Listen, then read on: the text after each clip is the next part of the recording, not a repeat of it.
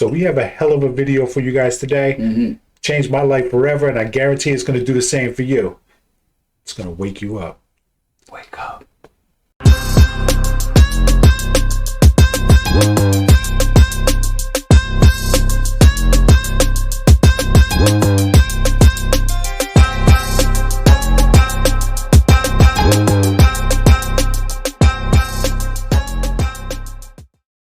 Guys, so today we're going to be reviewing the documentary Zeitgeist, and we're going to be looking at the clip, the history of the monetary system. So by the end of this video, you're going to know exactly who runs the world and why everything that you're seeing today is happening the way it is.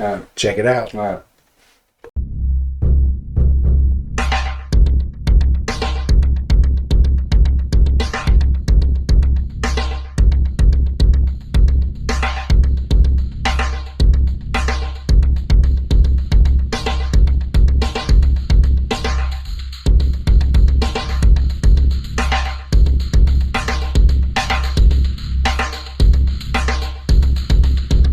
1775. The American Revolutionary War began as the American colonies sought to detach from England and its oppressive monarchy. Though many reasons are cited for the revolution, one in particular sticks out as a prime cause.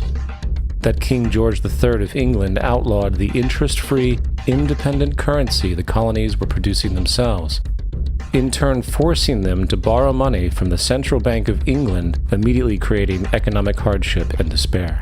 In the words of Peter Cooper, former vice president of the New York Board of Currency, after Franklin had explained to the British government as the real cause of prosperity, they immediately passed laws forbidding the payment of taxes in that money. This produced such great inconvenience and misery to the people that it was the principal cause of the Revolution. In 1783, America won its independence from England. However, its battle against the central bank concept and the corrupt, power-hungry mentality associated with it had just begun. So what is a central bank?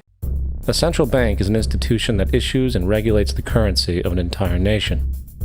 Based on historical precedent, the typical powers inherent in central banking practice include the control of interest rates and the expansion and contraction of the money supply itself.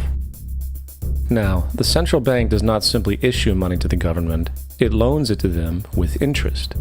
Then, through the mechanisms of increasing and decreasing the supply of money, the central bank essentially regulates the value of the currency issued.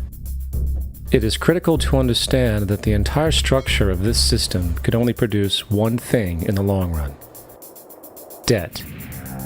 It doesn't take a lot of ingenuity to figure this scam out. For every single dollar produced by both the central bank and its regulated commercial banks is loaned at interest.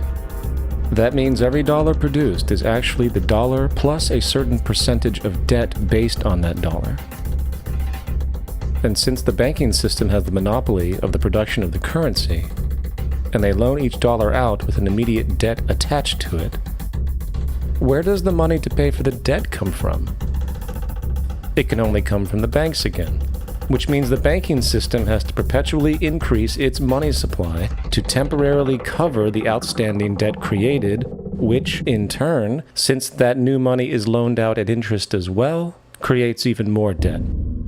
The end result of this system is essentially slavery, for it is technically impossible for the government and thus the public to ever come out of the self-generating debt.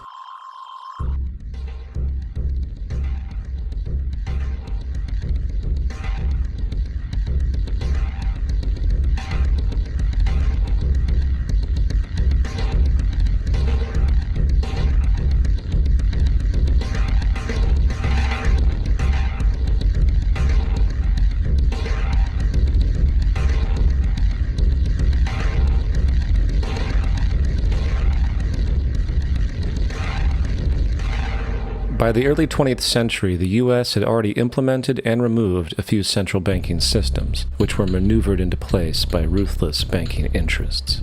At this time, the dominant families in the banking and business world were the Rockefellers, the Morgans, the Warburgs, the Rothschilds. And in the early 1900s, they sought to push, once again, legislation to create another central bank. However, they knew the government and public were very weary of such an institution, so they needed to create an incident to affect public opinion. So J.P. Morgan, publicly considered a financial luminary at the time, exploited his mass influence by reportedly creating rumors that prominent banks in New York were insolvent or bankrupt. Morgan knew this would trigger mass hysteria and a systemic crisis, and it did. The public, in fear of losing their deposits, immediately began mass withdrawals. Consequently, the banks were forced to call in their loans, causing the recipients to sell their property, and thus a spiral of bankruptcies, repossessions, and turmoil emerged. Putting the pieces together years later, Congressman Charles Lindbergh wrote, "The King bankers put in motion in 1907 a great scheme. They had gambled and speculated on Wall Street until so many watered stocks and bonds had been manufactured. The King bankers knew the condition and informed the favored of their friends what was to come. There was to be a panic in the fall of 1907, and it would be advertised as the result of our bad banking and currency laws."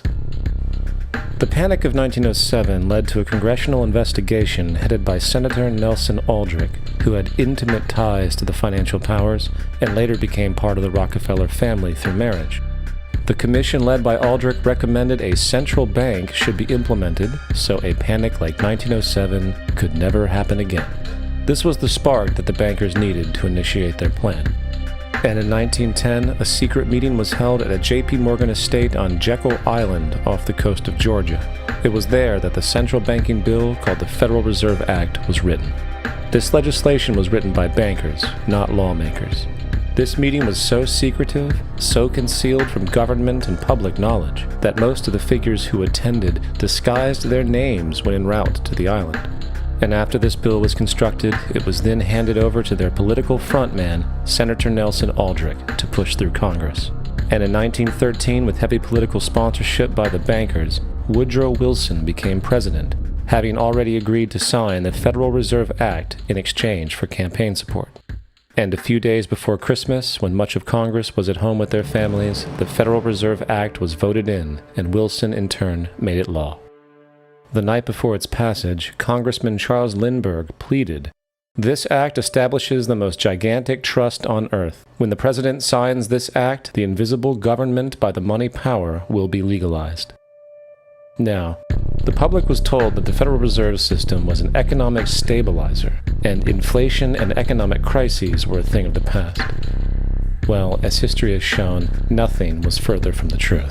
The fact is, the bankers now had a streamlined machine for economic manipulation. It's alive! It's alive! It's alive! For example, from 1914 to 1919, the Fed substantially increased the money supply, resulting in extensive loans to small banks and the public. Then, in 1920, the Fed deliberately contracted credit in an extreme way, thus resulting in banks having to call in large numbers of loans, and, just like 1907, bank runs, bankruptcy, and systemic collapse occurred. Numerous competitive banks outside of the Federal Reserve System collapsed, further consolidating the monopoly of the money trust cartel. Privy to this scheme, Congressman Lindbergh pronounced, "Under the Federal Reserve Act, panics are scientifically created. The present panic is the first scientifically created one, worked out as we figure a mathematical equation." However, the Panic of 1920 was just a warm-up. From 1921 to 1929, the Fed again increased the money supply, resulting once again in extensive loans to the public and banks. There was also a fairly new type of loan in the stock market, the broker call loan. Very simply, this loan allowed an investor to put down only a fraction of the stock's value, with the rest being loaned from the broker. This method was very popular in the roaring 1920s as everyone seemed to be making money in the market. However, there was a catch to this loan. It could be called in at any time and had to be paid within 24 hours, and the typical result was the selling of the stock purchased with that loan. So, a few months before October in 1929, J.D. Rockefeller, Bernard Baruch, and many other insiders quietly exited the market, knowing the bubble created was about to burst. Then, on October 24, 1929, the financiers who furnished the call loans started calling them in masse. This sparked an instantaneous, massive sell-off in the already inflated market, as sell orders and margin calls were systemically triggered. That then led to mass bank runs, eventually collapsing thousands of banks, enabling the large banks to buy up the now failed banks at a discount. But it didn't stop there. Rather than expanding the money supply in order to recover from this economic collapse, the Fed actually contracted it, fueling one of the largest depressions in American history. Outraged, Congressman Louis McFadden, then chairman of the House Banking Committee, filed a petition for impeachment against the Federal Reserve Board, stating, "Mr. Chairman, we have in this country one of the most corrupt institutions the world has ever known. I refer to the Federal Reserve Board and the Federal Reserve Banks. This evil institution has impoverished and ruined the people of the United States and has practically bankrupted our government. It has done this through the defects of the law under which it operates, through the maladministration of that law by the Federal Reserve Board, and through the corrupt practices of the moneyed vultures who control it." Wow. I know. Powerful, right? Crazy. So there's a whole lot to unpack from this, man. It's crazy, but this is definitely eye-opening to me. Yeah. You know, once I learned about the central bank and how every single dollar that's in place is backed by debt, and that's all it is. Yep. That means that this is a Ponzi scheme. Well, There's no way that we could ever get out of debt. They'll never be able to print enough money because every single dollar that's printed equals more debt. Right. And this is exactly what the founding fathers of this country, you know, they fought the Revolutionary War because of this, to avoid this. Right. So it's deep, man. Yeah. And I also, realized too, like the whole Charles Lindbergh thing, and his baby got killed. He was one of the biggest opponents of the Federal Reserve. Yeah. And all of a sudden, his somebody climbs up into the kid's window and then kills him and They kidnapped his baby. That was like a big, huge scandal back in the day. Yeah, insane. And it's just mind blowing. Like they have this whole system of control, but this is not the first time this has been rolled out. No, this whole monetary system dates back, thousands of years. Yeah. Yep. This has been going on forever. They just keep redoing it. So anytime this system gets killed by, the population, they find another way to roll it back in. Always do. And it's insane. Look at what happened in 2008. They were talking about increasing the money supply to the point where the market can no longer sustain. Mm-hmm. And what happened? The market collapsed. We had the worst financial thing in history. Right. And you started having all these banks getting swallowed up by bigger banks. Yeah. So it just consolidated the power. So now you have a select few banks that own the whole world. JP Morgan, always up there.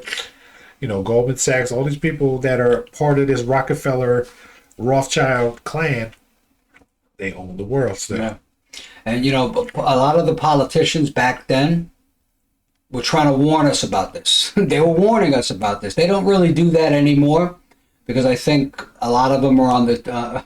they get money from those banks and stuff, so they don't say too much about it. But they try to warn us all the time. Andrew Jackson, when he was on his deathbed, they asked him, "What was the best thing you ever did in your life?" And he said, "I killed the bank," because he killed the bank, but the bank came back after he was dead, and then it was done. But yeah, it's So guys, what did you think about this video? Did you see this before? Did it open your eyes? Yeah. Because this series right here opened my eyes to the corruption and just the devious people that we have in this world that, a lot of people are oblivious to because they're just following the mainstream media. So, That's true. Definitely, we have other clips of this, but we're going to leave the full link to this documentary, and they have like 2 other documentaries after this. Yeah. But this is what opened my eyes, and hopefully, it could do the same for you if you haven't seen it before. Yeah. So guys, like, subscribe, share this video with as many people as possible, and just leave in the comments what you think. Yeah. Do we think we're doomed, or you see that there's hope and escape from this monetary system that we have? I'm going to tell you one more thing. I'm disgusted with this whole thing. All right, guys. Talk to you later. See you on the next video. All right. Take it easy.